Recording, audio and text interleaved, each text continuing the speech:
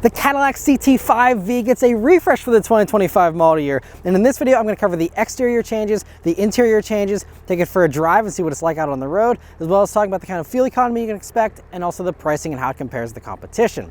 So as far as the styling here for the 2025 CT5-V, it's really nice. They've really done a great job as we hear the awesome black wings roaring in the background. They really did a great job here for 2025 of freshening up the front end. That's where you're going to see all the changes. The back end is basically the same, but the front is really cool. I love those stacked projectors. It's a nice upgrade over the reflector lights we had in the prior CT5, and a really nice, array up front there. You also have a little bit of a wider grille, and that's been opened up a little bit more. Looks really sharp, and I think especially in these colors that allow those black components to stand out there in the lower part of the front bumper, it really gives it a cool new look, and I think it's a really nice redo here for the front end. I also love this color. There's three new colors here, including a dark green and even like a slight purpley color, and then you have this one as well, which looks awesome. And yeah, they do a really good job with colors with Cadillac, so it's great to see such a wide and fun palette for these. But otherwise, coming down to the sides here, we still thankfully just have nice small 19-inch wheels, nothing crazy, with a lot of the trend being for other manufacturers to go larger and larger. Nice, we have a nice small wheel here. Otherwise though, yeah, going out to the sides and the back, all the same as before, but I didn't think it really needed any changing. It still looks really nice out back there. Still love those taillights. Certainly matches the headlights still very well. I love the painted rear diffuser there, and the quad trapezoidal exhaust in the back there look great. And so yeah, overall, I think they tweaked it just enough. I think it still looks fantastic. The interior also gets a really nice redo up front here, and that's the biggest and really the only change is this giant 33-inch curved display, which is a really cool look. And I'm really happy that in this vehicle they mounted it nice and low, so at least in my driving position, being 5'9", it doesn't block my view at all. I still can see actually the ridge of the hood there before I even see this cluster, and so it's really nicely done. The rest of this interior is mostly the same. I'll cover it briefly, but the star of the show there, again, 33-inch display. On the left-hand side there, it does your gauges, and there's a little touch portion over here where you can, adjust various things, and you can see there's a bunch of different modes there for the look of the gauges, with sport, track, tour, and even like a simple mode there. They all look really cool. It's great. You can customize all those. You can also go through and just have like the entire thing be a Google Maps view if you'd like, or one of the other things there. And just it's nice to have. Now I will say there's a little less customization than the old cluster where you had a few more customizable pods. This, you have the one on the left there that you can go into the center part of the screen here and select what you would like to have for the one bit of info there on the left hand side. Previously you could have stuff on the left and on the right, and have it a little bit more complex with the readouts there. This is a little more simpler, a little cleaner. If you don't want to have a ton of information right in front of you, this is nice. And the track mode does give you a lot of that info as well, so that can be, an option too. But, really nice gauge cluster. You also have a head-up display, which also does do 3 different modes of displaying information there, and it's really cool you have that adjustability too. And then coming over to the middle of the dashboard here, again, the other half of that screen is dedicated to your infotainment, of course. And it's really well done. I really love GM's new menus here for this, and it is a Google built-in system, but thankfully here in the gas-powered GM vehicles, we still have wireless Apple CarPlay, wireless Android Auto, and it's really great you have that functionality, but you also have the Google built-in stuff. So you have Google Maps that runs natively on here. You have the Google Play Store, so you can download all of your favorite apps, sign into those, and have it run natively on the system here if you'd like. You also have Google Assistant, Amazon Alexa, all that stuff built into here. But for the V Series in particular, you have a couple other cool enhancements. So there's a new performance pages there, which again can be used to select what's in the gauge cluster, but you can also just have the gauges up on here, and have a bunch of info nice and large right there in this nice large screen. Really utilizes that well. The other cool thing is you can also have the option still for the performance data recorder, and that gets a new generation where now they have all this screen real estate to work with, and they're able to do a lot more now. So you have, in addition to seeing the usual stuff of it recording your track sessions and having it work as a dash cam, you also have live data it can show you. It can can also analyze your laps, give you speed tips, and a variety of other little coaching kind of tools in there whenever you select the track and have it set up for that. And it's a really cool thing to have. And even just to have it as a dash cam built in is really nice, to have a seamless integrated dash cam that's always running here without, you needing to do any kind of weird aftermarket thing. And so overall, a really well done screen and system. And, it's larger than most of the competitors. And some of the other competitors have tacked on screens.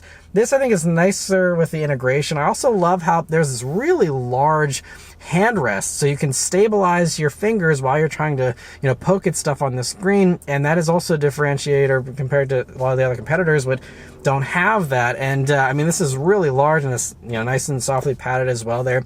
And so I really think Cadillac did this well and did it better than some of the others, in my opinion. Also, another way that they're differentiating themselves is the fact that you have this new HVAC control area down here. Now, this is pretty similar to what we had on the pre-refresh, now with a little screen there and the row of toggles, but nice metal toggles, and great to just have physical controls for this stuff. You also have physical controls for your heated and cooled seats, and a few other buttons there for the 360 camera. And I think, with more and more people getting tired of the screen overload, we have all the screens and all the glamour of that, but we still have some physical key controls. We also have some more controls down here for your drive mode selection. You don't have to dive into a sub menu to go through that. It's right here with some buttons right here in the middle. This whole area is unchanged, so we still have the regular shifter, still have your little controller wheel too. If you don't want to get fingerprints all over this nice big screen, you can control it with this controller wheel nice and easily. Still have a volume knob, also have the wireless charging pad, the cup holder, center armrest, with a little bit of padding here, and a nice little space in there with the USB-C jack now, as well as USB-A. And nice soft seats here too. I love the seats here in the V series, and they do have some adjustments to them, so you can have like a basic massage here, which is really great. And again, the cooled seats, something a lot of others don't offer too. And the other adjustments for like bolstering and all that. But I just love how soft they are. Really soft. They're perforated. They're really well done. I love these seats. Steering wheel is also fantastic. Nice beefy wheel, but still has a great 9/3 grip. And you have the V button here on it, the paddle shifters, and now you have Super Cruise as standard, so you'll see that on every one of these 2025 V wheels as well.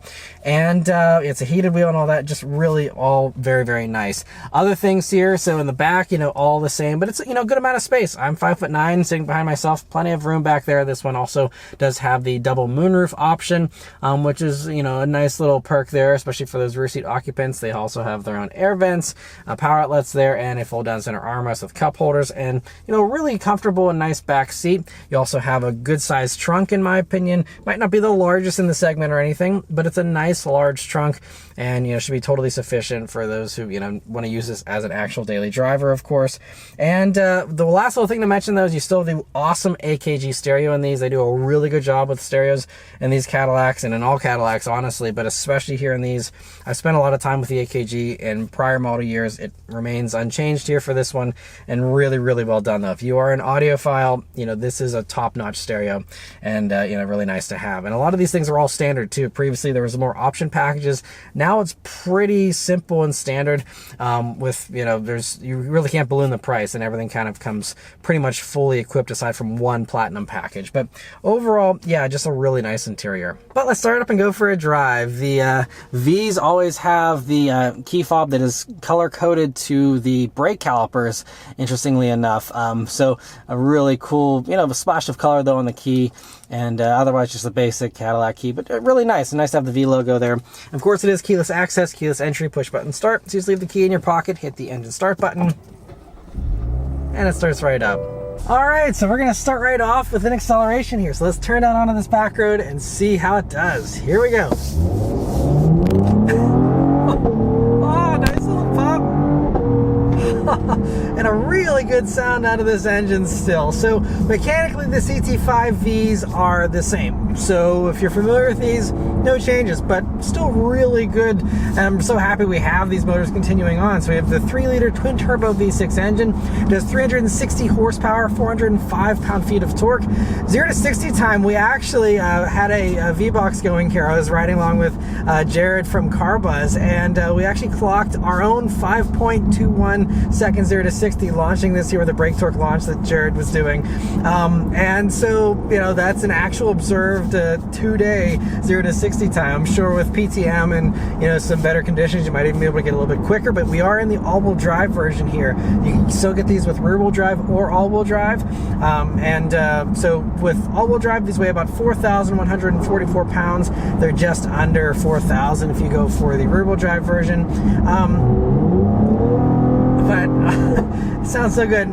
Here in the regular Vs, you know, you only have the option of the 10-speed automatic. And the 10-speed auto, though, is pretty good. So whenever you are in its regular automatic mode, and especially when you're in sport mode, and, you know, you are doing some sporty driving here, I mean, it's really responsive. It's really right there with giving me those downshifts and being really good so that I don't need to do the manual shifting, which is good because manual shifting in these still isn't ideal. So we will go ahead and try some manual shifts here just to illustrate. It's just a split-second delay. It's, you know, it's not bad, but, you know, you can hear that delay. And now I'll go for an acceleration.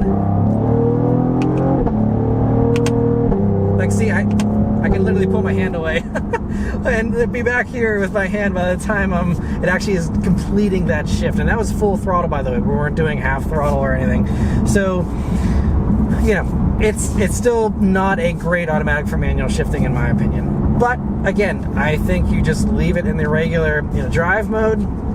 And, you know, you have, again, the track mode. There's various drive modes. There's also the V modes. You can custom tailor that to exactly the settings you want and pick and choose from the drive modes what you'd like there. And it's totally fine. I think it's a good amount of power, too. And, yeah, it's just really, you know, a fun alternative to, like, the M340i and others out there. This does come in at a lower price tag, too, which I'll talk more about in a little bit. But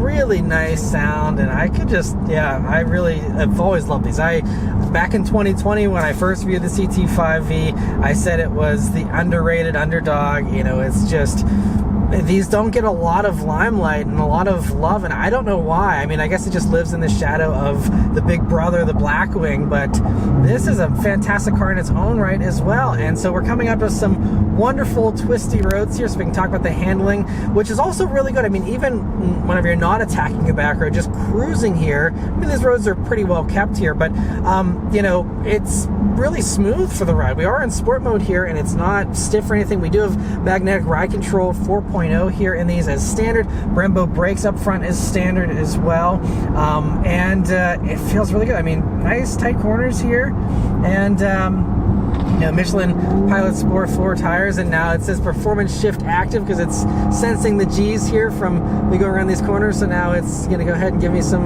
you know, sportier shifting and holding to $4,000 here for us. And but yeah, it's just great that this sounds as good as it does, because, you know, some of the competitors, they don't have the kind of volume and the crackling and the popping like you get here in this. I mean, the M340i does, but, you know, when you look at even like the Genesis G70, which is really the value leader in this segment, it doesn't sound this good. And even, you know, S4, S5, they sound decent, but to me, not as good as this. I just love the sound of this thing. It is so, so good. But just to try out the brakes here, see how they are.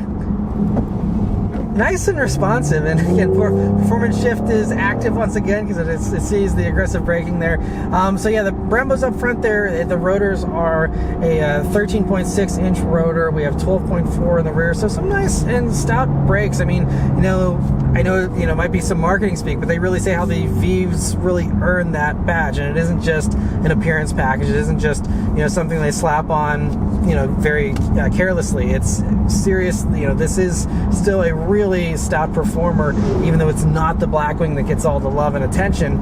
These are still really solid performers, and it feels really good out here. But I mean, I think, you know, especially as some of the others these days, having a little bit of a stiffer ride, or, you know, being a little more overkill with the suspension, like this is so nice and comfy, and this would be a really great daily driver. And you also have some really nice amenities, like I talked about earlier, you know, having the massage and, you know, the ventilation and, you know, all these screens. And I also love all the driver inputs here in the Cadillac CT5. It's just so nice with the steering. Has a significant amount of weight to it, even a little bit more here in sport mode, but we can even go into the tour mode here and chill it out even more and loosen things up a little bit.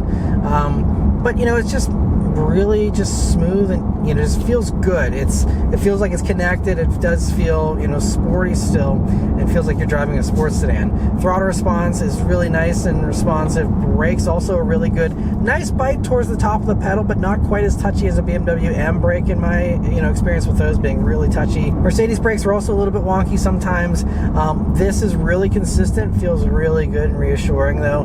And yeah, just all the basics they always really nail in these vehicles, again, because they are so focused on the driver and the track driving, and just because of how much Cadillac really focuses on the motorsport aspect of the V's. It's always just feels so good, and that trickles down here even to the regular V and to even a regular CT5 for that matter. And the last kind of thing to really mention here about the driving experience is actually the safety tech, which I know people probably don't care about too much in a CT5V, but the real big deal about these is they now all come standard with Cadillac's awesome Super Cruise hands-free driving, which continues to be expanded, so now it works on many two-lane roads as well, in addition to all the highways you can do with it. And so it's just really, I think, a game changer. If you are cross shopping with some of these other sports sedans in this segment, if you do a lot of highway driving, Super Cruise is it. The fact that you can actually be hands-free, and the difference between having your hands up here on the wheel and having them on your lap is a significant difference. And so for that reason, if you are serious about doing lots of miles, even if the Cadillac might not be your favorite in every aspect, I think Super Cruise could really win you over just because of how good it is and how nice it is, doing everything for you, doing the auto lane changes for you. You have to be paying attention and attentive to take over if you need to, but it's really so well done. And all the other safety tech is now standard for 2025 as well, so everything is standard. In addition to, now they do active blind zone collision mitigation, some of the more advanced safety stuff, but then all the basics you're used to, that is all standard here. Blind spot monitoring, rear cross traffic alert, all those types of things are all standard here. And that is why it's really impressive that the base price of these is right around $56,000 with all that standard equipment. And the fact that there's really only two packages here for these to add on to them. There's a platinum package and then one other package, and it's very simple, so that you can get one of these with most of this same stuff for right around $60,000, they say. And if you want to go with that platinum package and get all the extra stuff, that is a few grand more there. But it really keeps the options list in check compared to, again, stuff like the BMW, which can get very expensive with options, and some of the others as well, like Mercedes C43, balloons in options very quickly, and also still is actually using a 4-cylinder turbo, not as exciting as what we have here in this.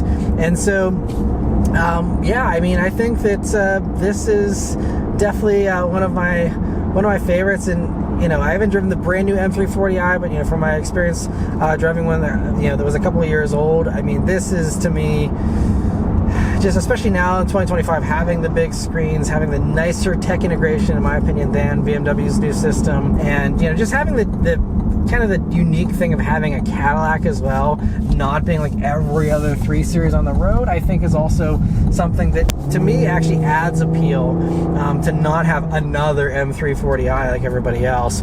But we'll do a quick little brake torque launch here, just to see how it is. I'm just in sport mode, nothing crazy, but okay, so goes pretty well. But I'm gonna try, because whenever I was with Jared, we were in track mode here and had traction control off. I'm gonna try that one time because it was aggressive for the launch. So here we go, try it again. There we go. And then the front nose lifts up, and a lot more aggressive there. And yeah, this thing is really, really fun. And again, 5.2 seconds there to 60 doesn't sound like anything that's going to take your breath away, but it really launches hard, especially these all-wheel drive ones. And the rear-wheel drive is a great option to have, an option that you can't get in the Mercedes, you can't get in the Audis, and so it's just really nice that you have that as well. Again, the only thing that would make it perfect is if they found a way to pair this up with a manual transmission. That would be a very nice, real differentiator differentiator because you can't get that in any of the others as well. But you know, even without the manual, I still love this thing. And you know, the transmission's really smart too. Even in track mode here, with everything being super aggressive, you know, it still chills out the second that it knows that I'm back to coasting. And it is very, very intelligent. So even though, again, the manual shifts might not be as good as an M340i or anything else with the ZF8 speed, it's okay because, again, it's just really well set up. Fuel economy for the regular CT5-V is 18 mpg in the city, 27 on the highway, and 21 combined. You do lose 1 mpg for the all-wheel drive versions here. But, you know, to me, that is a totally fine fuel economy for something that's as punchy as this is, having a twin-turbo V6 and still being able to get, you know, hopefully something, you know, close to 20 or in the mid-20s is great. So, you know, right in line with what you expect from something in this segment. So, yeah, overall, really impressed with the regular CT5-V. I mean, the Blackwing is awesome, and you know, definitely check out that video if you'd like to see all the insanity of the refreshed Blackwing here for 2025 as well. But anyway, let me know your thoughts on the CT5-V in the comments below. Huge thanks to Cadillac for providing me here with this opportunity to review the Blackwing for you guys. Yeah, thank you all very much for watching, and I'll see you guys on the next one. Take care.